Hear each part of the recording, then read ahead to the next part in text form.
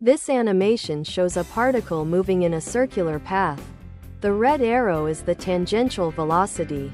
The green arrow is the radial or centripetal acceleration pointing towards the center. As the particle moves, the tangential velocity is always perpendicular to the radius, while the radial acceleration always points toward the center.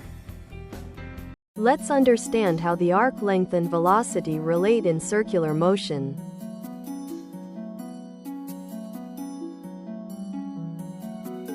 The arc length s is equal to r times theta. Differentiating s with respect to time gives ds by dt equals r times d theta by dt. This means that the linear velocity along the arc is proportional to the angular velocity. Finally, we write v equals r omega, linking the linear and angular velocities.